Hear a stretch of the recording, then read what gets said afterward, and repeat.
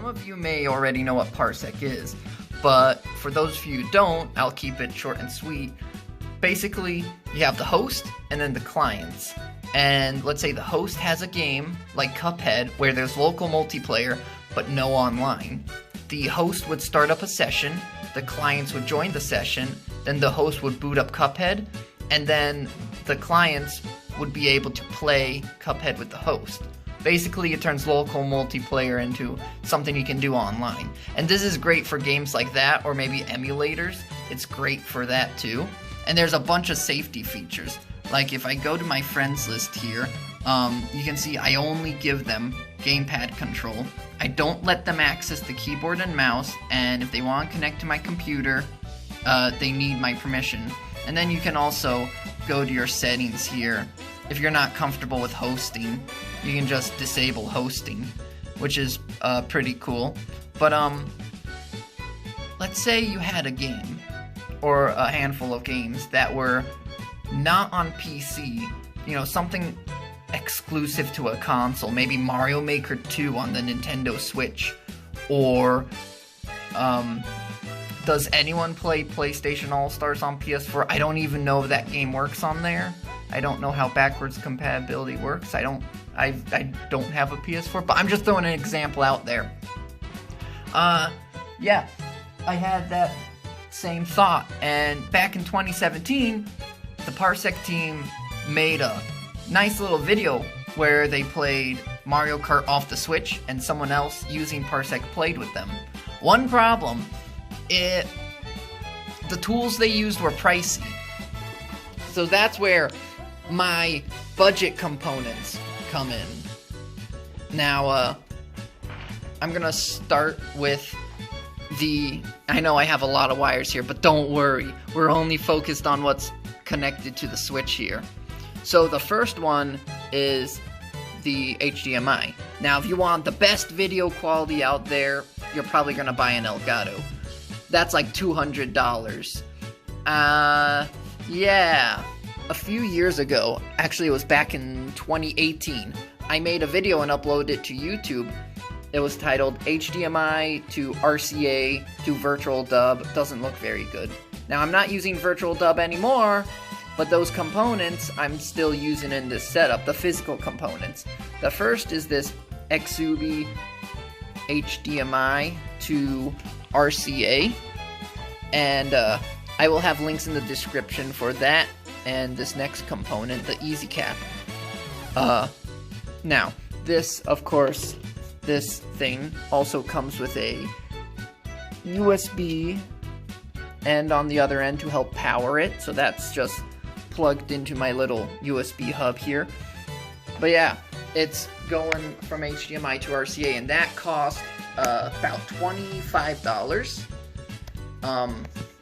I think the last I checked it, though, before recording this, it was $24 instead of $25, so that's good. However, this next one, the Easycap, which is RCA to USB, was $12.80 when I bought it, $12.80, and I think the price of it now has gone higher. I don't remember how much. I think like 19-20 bucks. Also, I'm using a USB extension just so that the weight of it is not bearing down on my USB. But, you know, I'm just going over the budget stuff, so whether you want that or not is up to you. I recommend it, but it will cost a little more money. This next part, so now that we got the video going in, we need to get the controls going out to the Switch. And that's where I have this next thing. Now, in Parsec team's video, they used a Titan One. They don't sell the Titan One anymore. They sell the Titan 2, and that thing's like $100. So what I did, I went on eBay and I got the Cronus Max Plus for about $76. Now, this, they also don't really, I don't see them selling this on their website anymore. I don't see it on Amazon from the Cronus people. Maybe like third parties, but for like a jacked up price. I think the closest thing you can get is a Cronus Zen for $80, but I have no experience with that. Though I assume a Titan 2 and a Cronus Zen would be your best options here. Now if you're on a PS4, this end you can just plug right into the PS4 and it'll work. It also works on the Xbox as well. However, it doesn't work with the Switch. So that's where my Mayflash adapter comes in. And this thing was about $25. So, yeah, I didn't do the math, but you can do the math as to how much this whole setup cost me. Cheaper than it would have been to buy a $200 Elgato on top of some of this. And like I said, these things I got like years ago, so that kind of helps. This is just basically, you know, a cheaper budget version. I might get if this ends up being something I use a lot, maybe I'll get an Elgato or something. Or if I make this a gaming channel, I kind of doubt it. But yeah, now on the computer screen, we're gonna get, I'm using VSDC. Yes, that's the name of it, VSDC. It's a video editor. I did use it for the Mario Party bonus board video, but the camera kept shifting when I put the clips together, and I haven't really used it since. But yeah, there's a video capture mode on here. And as you can see, I have the RCA from the Switch here. Also, only thing I saw on here was 30 frames per second, so if there's a better video capture, maybe it's the RCA. I honestly don't know. But, you know, there's that. Also, make sure when you're in renders you put the volume low, or you'll get this weird buzzing sound. At least I did. Now, I can just put this in full screen. So that's how you get the video. Now, here's the next step.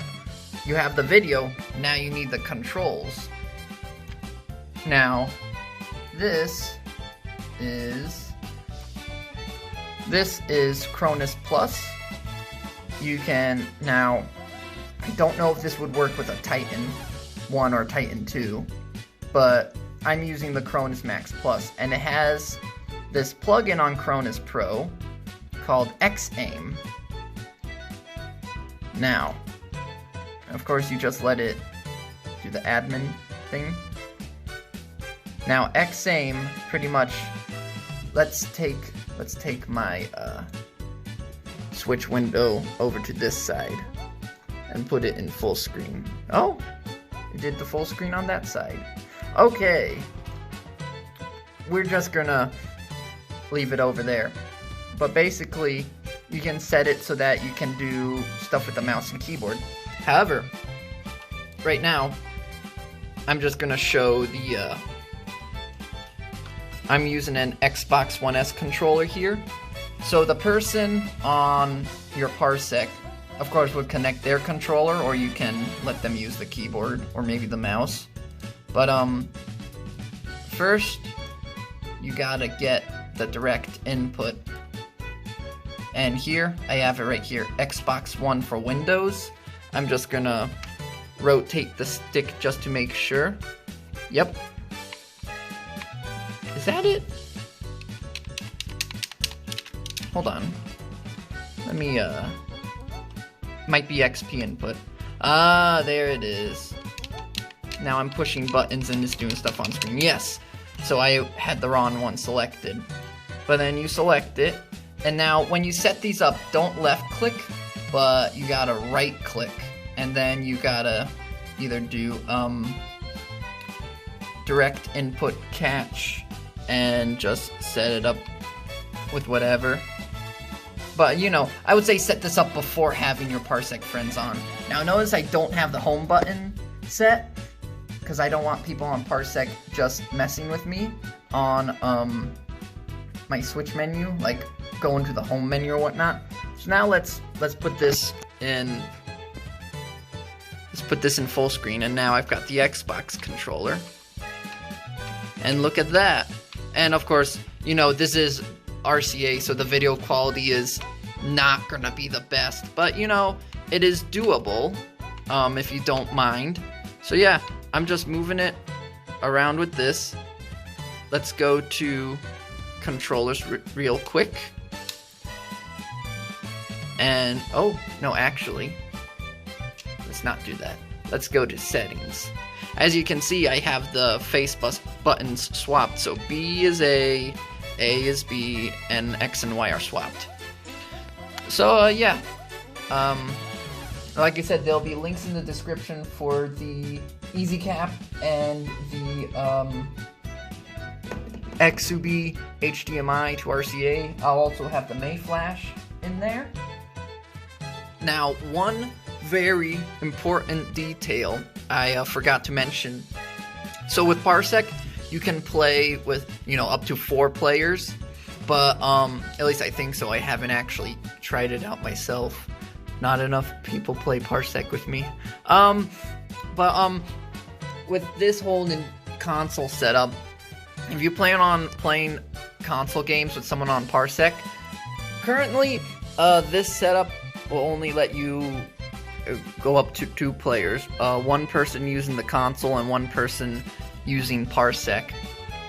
But until there's a method for getting a total of 4 people on here, this is what I have for now.